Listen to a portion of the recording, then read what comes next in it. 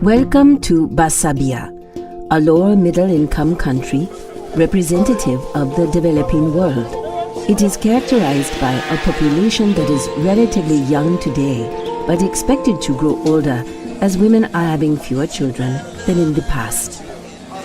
Nevertheless, the future is bright for young and old alike.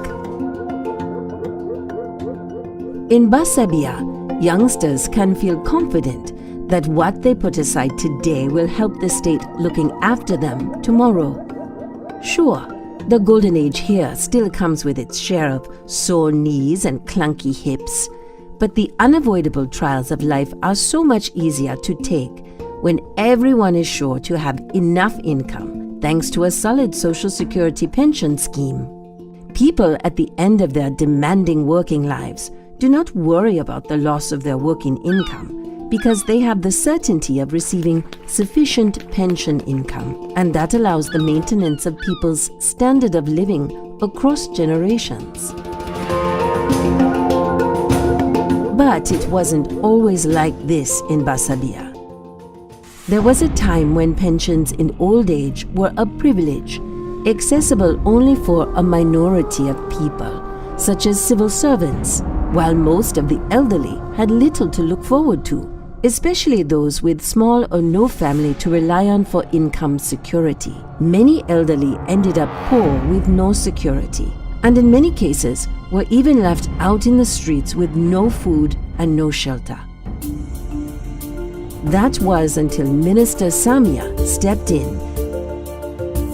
After engaging for a long time with social partners who were also asking for better social security, it became clear that having people contributing to Social Security could mean that the state was able to provide a pension to them when they need it. Public pensions ensure that people can have a decent and dignified life. The minister and her cabinet were convinced that pensions also create growth and development. This is crucial in a demographically challenging context where the elderly population is becoming a bigger and bigger proportion of the total population, resulting in a heavier burden for the working age population. Now, in Bessarabia, there are 8 persons between 15 and 64 years old for each elderly person aged over 65. In 50 years, this ratio will be 3 to 1. Representatives of employers and workers and other financiers were concerned about the affordability of all this. The minister knew from her technical advisors that Social Security pensions could become a big share of the state's social protection spending, representing almost the 40% of the total social protection expenditure. While acknowledging that the pension reform should be affordable and sustainable in the long term, the minister's main motive for the pension reform was to ensure sufficient income security levels, avoid poverty, ensure social cohesion, and smooth consumption activity at all stages of life. She knew other countries were busy reforming their pension systems, either by extending the coverage or making parametric or structural modifications to existing schemes. She also knew that not all of these pension reforms were successful, as they put emphasis on the important dimension of long-term financial sustainability, but without addressing the fundamental aspect of adequate pensions for a decent life, translating into fewer people in the future receiving a pension and lower benefits. In some cases, the social impact could be dramatic. That's why before tackling pension reform, it's always a good idea to gather some advice on how best to address reform policies and what exactly happened in other countries. Let's learn from other experiences. In reforming your pension system, the goal above all is to provide adequate pensions to all, while ensuring financial sustainability. Generous pension promises, if not backed by sound financing, will never materialize. On the other hand, In a financially sustainable system which does not meet social expectations, people are less willing to contribute.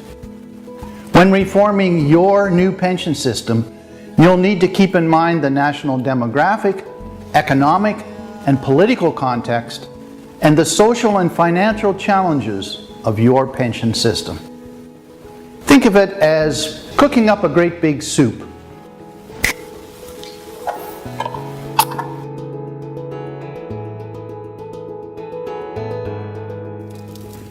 Now, the first key ingredient to put in is state responsibility. Responsible government means many things, of course, but two in particular: acting with integrity and being the ultimate guarantor of the right to adequate pensions.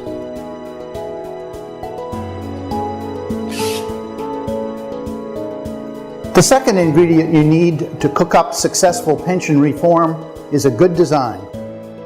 Good design is based on solid design principles, ensuring universality in the simplest, most cost-effective way.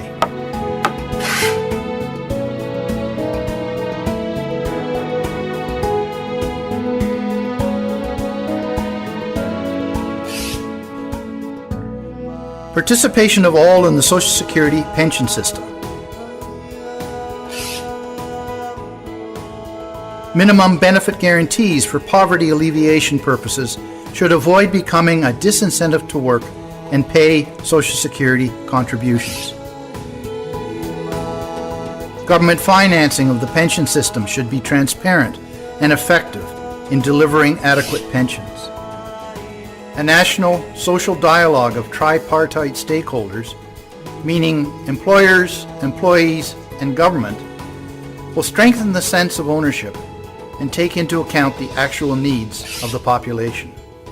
The third key ingredient is to pay close attention to cost efficiency and delivery effectiveness. When reforming your pension system, a robust policy approach is necessary to avoid costly mistakes and to secure success. A four-stage approach is proposed. Everything starts with specific and measurable pension policy objectives. Extend coverage to all. Mitigate the risk of old age poverty. Secure adequate pension income. Achieve intergenerational and intra-generational solidarity and equity. Ensure the long-term financial sustainability of the public pensions. Building on good country practices from all over the world, the ILO Social Security standards can help you to set measurable goals on coverage, level and duration of benefits, and other provisions. Once you've established specific goals for your pension policy, stop and take a long, hard look at what works and what doesn't in your pension system right now. Applying evidence-based analysis, you will be able to identify the specific challenges faced by our national pension system, which directly relate to the policy objectives you have set. As far as extending coverage to all is concerned, challenges may include low enforcement of coverage. When it comes to mitigating risk of old age poverty, a fragmented first tier of the national pension system could be among the problems you'll run into. While striving to secure an adequate pension income through the effective design and sufficient indexation, you might encounter distortions in the labor market, including underdeclaration of wages and no social trust in the scheme, and informal employment. To achieve intergenerational solidarity and equity, what defines a pensionable salary and eligibility conditions may pose a challenge. And finally, in tackling the long-term financial sustainability of public pensions, you may discover that certain social insurance schemes are not financially viable in the long term, or that investments in your policy framework are currently inadequate. When Minister Samia and her team found many of these problems were indeed plaguing their country's pension system, they did the smart thing. They turned to international best practices, designed specifically to help select the right policy options for successful reform.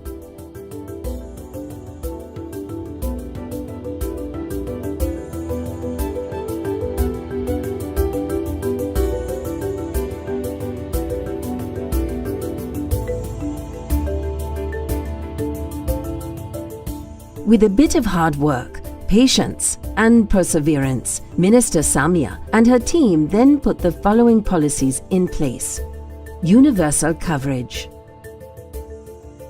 minimized risk of old age poverty, adequate pension income to maintain the same standard of living, intergenerational and intra-generational solidarity and equity, long-term financial sustainability of public pensions. To make sure the hard-won reforms stayed on track, the team has kept an eye on key performance indicators since implementing the reforms. Performance indicators are useful. They showed and continue to show that everything in the Bessarabian pension system is running smoothly.